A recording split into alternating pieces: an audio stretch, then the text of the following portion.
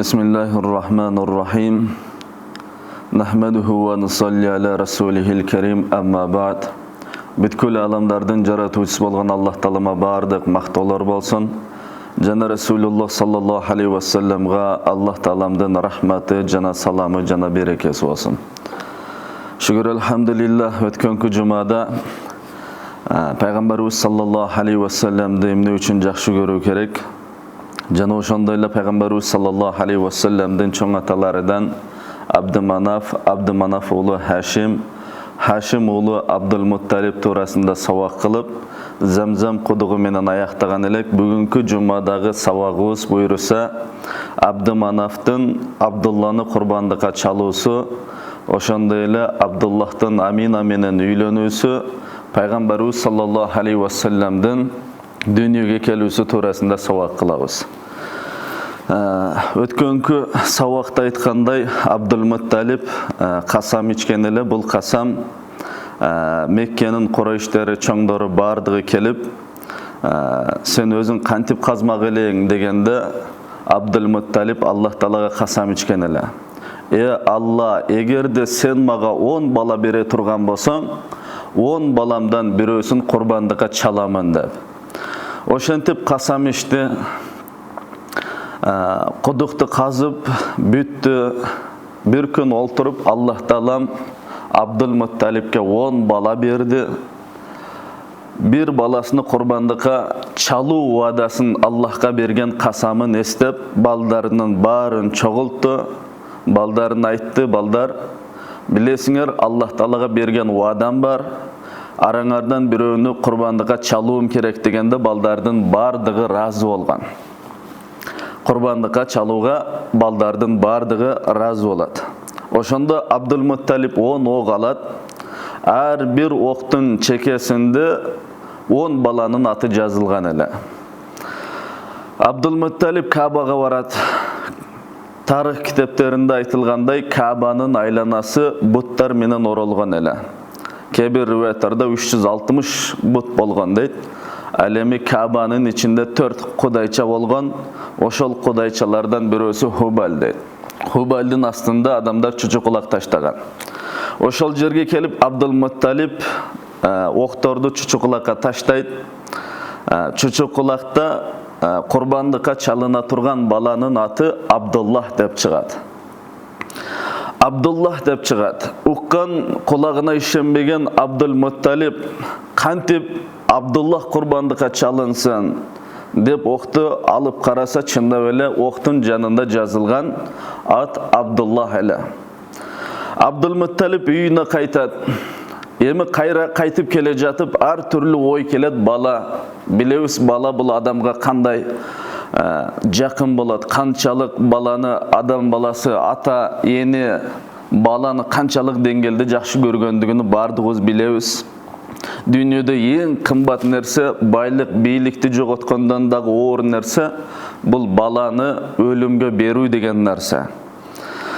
Абдулмутталибтин аталык сезим, туйгулары ойгонуп, ушул уаданы аткарбай эле койсомбу, Аллахка берген касамымды бир садака кылып же башка амалдар менен аткарсам болобу деген дагы ар түрлүү ойлор келет. Бирок темирдей уадага бекем болгон Абдулмутталиб кандай болсо ошондой болсун, баламды курбандыкка чалам дейт.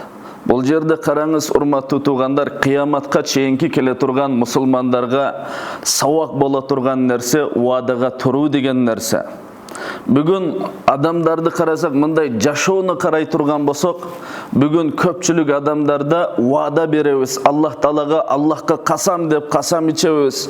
Бирок уаданы аткаруу деген нерсе, же болбосо касамды аткаруу деген нерсе бүгүн сиз менен бизде калбады да, мына ушул сыпат.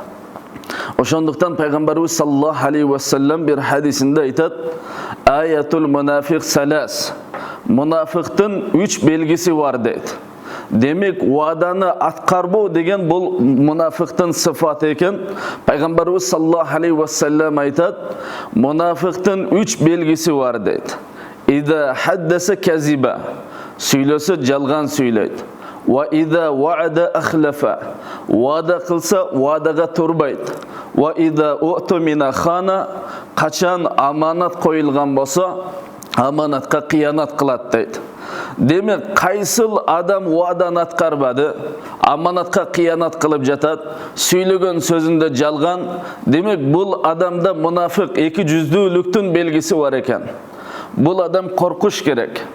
Ошол вадаға тұру, чын сөйлөө, мына ошол сыпаттарды оңдоосо коркунуч бар. Кыямат күнү мунафиктардын сабында туруп калабызбы деген коркунуч бар. Кыямат күнү Аллахтын катуу газабы дагы, тозоктун эң катуу азабы дагы бул мунафиктарга болот деген. Ошондуктан келиңиздер, мына ошол Абдул-Мутталибтин вадага туруу сыфатыдан дагы биз сабак алайлы, машалла. Ошентип Абдул-Мутталиб үйгө барды, балдардын ичинен Абдуллахка карап, аталык мерим, аталык ичиндеги сезимдер ойгонуп, сүйүү менен Абдуллахка карап, жүзүн тетири борду дагы бүгүн араңардан курбандыкка чалына турган бала Абдуллах болду деп, Абдуллахтын колунан катуу кармады дагы, ошол курбандыкка чалына турган жерге жетелеп барды. Курбандыкка чалына турган жерге жетелеп барды. Дароо эле машалла айылда таралган эле Абдуллах курбандыкка чалынат экен деген сөз. Жария кеткен эле. Курайштын чоң аксакалдары дагы келип калды. Абдул-Мутталиб болсо Абдуллахты курбандыкка даярдап жаткан эле. Абдул-Мутталибтен сурады: "Эй Абдул-Мутталиб, эмне кылып атасың? Эмне кылып атасың?" дейт. Абдул-Мутталиб: "Баламды курбандыкка даярдап атам. Баламды курбандыкка чалам." Дегенде аксакалдар айтты: "Эй Абдул-Мутталиб, сен биздин астыбызда сөзү өткөн, аттуу, баштуу адамсың. Сен кылганды биздин жаштарыбыз эртең кылат. Ошондуктан бул бидат, бул жаңылыгыңды токтот. Эгерде сен азыр балаңды курбандыкка чала турган болсоң, эртең артыбыздан келген балдар дагы Аллах Таалага касам ичкен элем, вада берген элем деп, балдарны курбандыкка чалып берсе биздин тукумду ким улайт? Ошондуктан бул адатыңды токтот" дейт. Токтот дегенде Абдул-Мутталиб кандай болсо дагы Аллахка вада берген эле, касам ичкен эле, жок дейт. Бул сөздөр дагы Абдул-Мутталибти кайтара албайт эле. Анткени Абдул-Мутталиб бекем чечим чыгарган. Ошондо аксакалдардан бир данышмандардан бирөөсү айтты: "Эй Абдул-Мутталиб, Мадинада бир Арафа аттуу бир аял бар экен. Күн чыгыштан, күн батыштан адамдар айлап, жылдап келет, бардык маселелерин чечип берет экен. Ошол аялга барып сен дагы көр.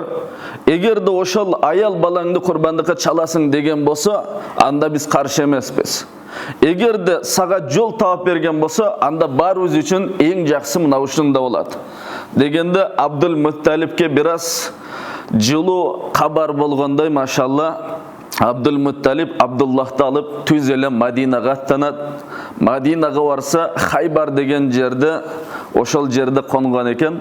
Ошол жерде Арафа деген аялдын астыга барып, болгон окуянын бардыгын айтып бергенде, Арафа деген аял айтты: "Бул маселенин жолун тапсак болот" деди. "Силерде адам өлтүргөндүн куну канча?" дейт. Кун деген эмне деген десе, кун деген бирөөдү өлтүрүп койсоңуз, мына ошол адамга акчасын төлөп берет экенсиз. Ошол арабтарда 10 төбө менен төлөп берчү экен. Абдул-Мутталиб айтты: "Бизде адам өлтүрүүнүн куну 10 төбө" дейт. 10 төбө дегенде Арафа аял айтат: "Бир тарапка Абдуллахтын атын жазасыңар, экинчи тарапка төбөлөрдүн атын жазасыңар. Ар бир төбөлөрдүн аты чыкканда 10дон төбө кошосуңар. Ар бир Абдуллахтын аты чыкканда төбөлөрдөн 10 төбө кошосуңар" дейт. Мына ошентип отуруп, качан төбөлөрдүн аты чыкканда төбөлөрдү курбандыкка чаласыңар, ошентип Аллахты ыраазы кылсаңар болот деп Абдул-Мутталибке жол таап берет. Ошондо курсан болгон Абдул-Мутталиб баласы Абдуллах менен Меккеге келет. Меккеге келгенден кийин эртеси дароо эле бир аз эс алып алып төбөлөрүн айдап ошол чучукулак таштай турган жерге барат, Кабанын астыга. Барат да ошол жерде чучукулак таштайт. Bir tarafta Abdullah'ın atı, ikinci tarafta töölörдүн atı.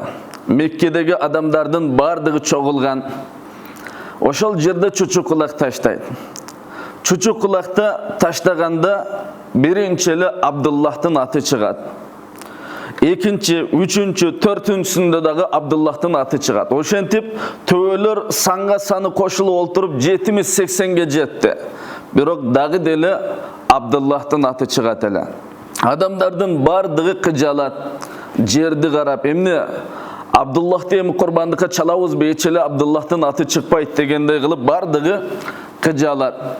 Abdülmuttalip'ten başın götürü turgan avalı kalbadı.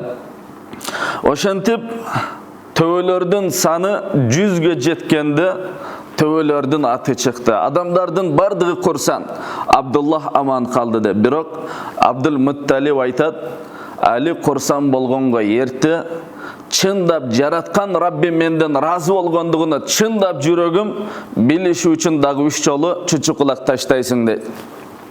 Oşantip 3 jolu dağı 3 jolu çuçukulak taştaganda barında töölördün atı çıgat. Kursan bolgan Abdülmuttalip 100 töөнü oşol jerde kurbandıka çalat.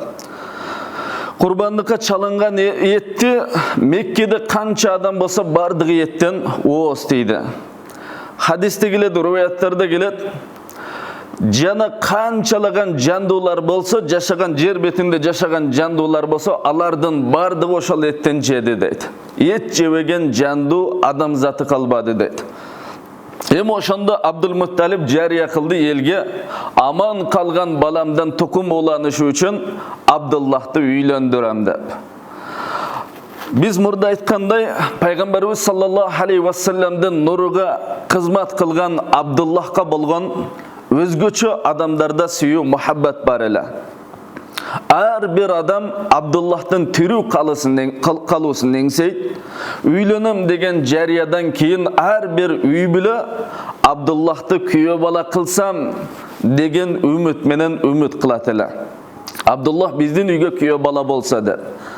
Mekke'de jaşagan her bir kızdan ümit ele, men Abdullah'tan juwayı bolsam dep. Peygamberlik nurga kızmat kılgandığı sebepten Allah Taala Abdullah'ka özgöçü bir sululuk bergen ele, 4 tarafı töp kelişken çıraylı Mekke'nin en aldığınki jigitlerden biri olgan. Oşonduktan her bir kızdan ümit ele Abdullah'tan juwayı bolsam dep. Bir gün oşantip jolda ketip jatsa, Raqiya degen ayal, bir rivayatta maşallah Raqiya deb aytılsa, Şeyh İdris Kandahlevi rahmetullah aleyhi İbn Abbas raziyallahu anhu'nun rivayatında rivayat kılat, Fatima degen ayal bolgan evrey dep. Evrey ayal bolgan deydi. Emi iki rivayatta kanday bolsa da attары biraz başka bolsa, dini başka bolsa, birok rivayattın manisi bir. Köp kitaplarda Raqiya dep keletken Hristiyan dininde olgan Waraka bin Nawfal. Biz bilgen Hadiçe enebizden tagalarından bolat. Mına oşol kişinin karındaşı olgan. Hristiyan dininde ilimdu, alima, okumuştu ayallardan bolgan. Peygamberlik nurdu dağı köpten beri izildenip, taktap, ötö jakşı bilgen ayallardan birisi bolat. Abdullah'ın çekesinde jarkıragan nur dağı bul akırkı peygamberlikten nuru. Oşonduktan kele turgan peygamberga ene bolu mümkünçülügünü Allah Taala maga nasip etse dep özünün abroy avtoritetin bir çekege koyup Abdullah'ın astıga keledi. Abdullah aytat, ey Abdullah, menen üy bile kur deydi. Abdullah aytkan, menin ateynim maga üylönүү üçün kız karap atat. Men üçün en jakşısını ateynim bilet, oşonduktan men seni menen üy bile kur albayım degen. Oşonda Raqiya aytat, Abdullah, senin konuna soyulgan töөнün sanınçalık töölörüm var. Kalasan oşonun bardığın sağa bereyin. Bolgonu meni nikenge algın degende, Abdullah aytat, Raqiya, biz ateyinebizden ruhsatısız aram işke bargandan körü, ateyinebizden ruhsatı menen adal üy bile kuraylı, adalı barыбызга jakşı bolat dep ketip kalgan eken. Пайғамбарыбыз саллаллаху алейхи вассаламдың нұрыға қызмат қылғандығы үшін пайғамбарыбыздың ата бабаларын беремлі Абдулла емес, пайғамбарыбыз саллаллаху алейхи вассаламдың ата бабаларының барысын харам ішке барудан, ошондай эле күнөө иштен, ширктен Аллах Таалам өзү сактап келген. Мына ошондой таза үй бүлөдөн пайгамбарыбыз саллаллаху алейхи вассалам дүйнөгө келет. Ошентип Абдул Мутталиб кыз издеп жүрүп, пайгамбарыбыз саллаллаху алейхи вассаламдын энеси Аминаны табат. Амина бул Вахиб бин Абдыманафтын кызы болгон. Эми Аминанын атыга келгенде Аминаны кейбір алымдар амана ю'мину иман келтирүү деп айтса, кейбіреулер Амина аманатты сактоочу деген мааниде пайгамбарлык аманатын сактоочу аял деп мына ушундай маанини айткан. Эми кандай болсо дагы туурасыны Аллах Таалам өзү жакшы билет. Ошол Амина Абдуллахтың никесіге Аллах Таалам Аминаны насип еткен екен. Ең таза тектен Меккедегі ең алдыңқы қыздардың бірі. Амина менен Абдуллах нике қылды. Никеден 3 күнден кейін жолда кетіп жатып, Абдуллах жанагы Рақияны жолда дағы екінші жолы көреді. Жолда көргенде Рақия Абдуллахты қарап дағы койбойт эле. Ошондо таң калган Абдуллах дагы сурады: "Ey Рақия, сен мага турмушка чыгам деген кыздардан бирөөсү эмес белең, эмне болду? Бүгүн карабайсың дагы" деп сураганда Рақия айтат: "Менин максатым сенин чекеңде жаркырап турган нурга кызмат кылуу эле. Бүгүн ошол нурду көрбөй жатам, эмне болду?" дегенде, "Мен Вахиб бин Абдыманафтын кызы Амина менен үйлөндүм" деп айткан. Ошондо Рақия жолун карап Абдуллахка карабастан кеткен экен. Демек караңыздар, машалла, мына ушундай адамдардын жүрөгүндөгү тилеги Расулуллах саллаллаху алейхи вассаламга эне болсам, пайгамбарыбыз саллаллаху алейхи вассаламга сүт эмизип, Расулуллах саллаллаху алейхи вассаламга кызмат кылып калсам деген имандуу, таква аялдардан бирөөсү Рақия. Пайгамбарыбыз саллаллаху алейхи вассаламдын атасы Абдулла Рақияны дагы экинчи жолу көрөт. Бирок Рақия карап дагы койбойт эле. Таң калган Абдулла Рақиядан сурады: "Ey Рақия, мага турмушка чыксам, мени менен нике кылсам деген кыздардын бирөөсү элең, эмне болду бүгүн карабайсың дагы?" дегенде Рақия айтат: "Абдулла, сенин чекеңде жаркырап турган нур бар эле. Мына ошол нурга кызмат кылуу эле менин максатым" дейт. "Менин максатым ошол нурга кызмат кылуу эле. Бүгүн жаркыраган ошол пайгамбарлыктын нуру көрүнбөйт. Ошондуктан мага эч кандай кымбаттуулугуң, баалуулугуң жок" деп жолун улап кетип калган экен. Демек, пайгамбарыбыз саллаллаху алейхи вассаламдын энесиге үйлөндү, Амина менен Абдуллах нике кылды. Никеден кийин жаңы жашоо башталды.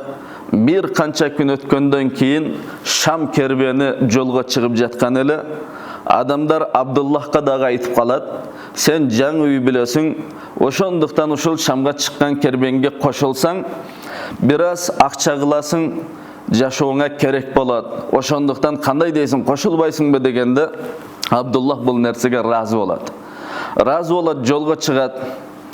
Адамдардын бардыгы үй бүлөлөрүн узатуу үчүн жолго чыгат. Ошолордун катарында Аминах дагы бар эле, Абдулланы жолго узатат. Абдуллах жолда кербен менен келе жатып, Мадинага жеткенде катуу ооругандыктан Бану Наджар уруусунда тагаларынын үйүндө калып калат ошол жерде. Кербен Шам мамлекетиге барып, дагы кайра Меккеге кайтып келет. Адаттагыдай адамдар бардыгы балдарын чырайлуу кийинтирип, аялдар машалла жуунуп, таранып, тазаланып, чырайлуу кийинип, жолдошторун тосуп алчу экен. Мына ушундай жасанып, жолдошун тоскон адамдардын катарында Амина дагы бар эле. Кербендин башы келди, Абдуллахты издейт, бирок Абдуллах жок. Кербендин ал бетин өтөт, бул бетини өтөт. Qayerinde kelip jatat eken deb izdeyt, birok Abdullah жоқ эле. Ошентип Амина кербендин акырына жетип калган учурда дагы Абдуллахты таппайт. Ошондо кабар келет. Абдуллах Мадинада катуу ооругандыктан Мадинада калып калган эле дегенде Абдул-Мутталиб чоң баласы Харисти Мадинага жөнөтөт. Мадинага барганда суук кабар угат, Абдуллах дүйнөдөн өтүп кетти, дүйнөдөн кайтты деген суук кабарды Харис угуп кайра Меккеге кайра кайтып келет. Меккеге кайра кайтып келгенден кийин бул кабар Абдул-Мутталибтин үйгө жетет. Абдул-Мутталибке бул кабарды жеткизет. Мекке эли Абдуллахтын дүйнөдөн өткөндүгүнө кыжалат эле. Ошол кайгырган, ыйлаган аялдардын бирөөсү бул пайгамбарыбыз саллаллаху алейхи вассаламдын апасы Амина дагы эле. Амина жаңы үй бүлө болгондуктан Аминанын кайгысыны, ыйлаган көз жашыны бөлүшө турган Расулуллах саллаллаху алейхи вассаламдан башка эч бир инсан жок эле. Езиле ыйлайт. Китептерде машалла Аминанын көзүнөн аккан көз жаштар нөшөрлөп аккан жамгырдай эле дейт. Ошунчалык езиле ыйлайт эле. Эми ушул кайгыны бөлүшө турган бул Расулуллах саллаллаху алейхи вассалам гана. Пайгамбарыбыз саллаллаху алейхи вассаламдын дүйнөгө келүү убактысы дагы жакындады. Пайгамбарыбыз саллаллаху алейхи вассаламдын атасы Абдуллахтан Аминага калган мирас бул 5 төбө жана барака аттуу кул аял, ошондой эле бир канча дирхам акчалар жана бир канча кой эчки калган экен. Пайгамбарыбыз саллаллаху алейхи вассаламга калган мирас ушул эле. Ушуну менен урматтуу туугандар, бүгүн Пайгамбарыбыз саллаллаху алейхи вассаламдын өмүр баяны тууралуу сабакты аяктадык. Мына бүгүнкү сабагыбызда Абдуллахты курбандыкка чалуу, ошондой эле Пайгамбарыбыз саллаллаху алейхи вассаламдын атасы Абдуллах Амина менен үйлөнүүсү, ошондой эле Пайгамбарыбыз саллаллаху алейхи вассаламга калган мирас туурасында сабак болду. Буйруса келерки сабагыбыз Пайгамбарыбыз саллаллаху алейхи вассаламдын дүйнөгө келүүсү, ошондой эле Пайгамбарыбыз саллаллаху алейхи вассалам сүтүн эмген аялдар туурасында иншалла сабак кылабыз.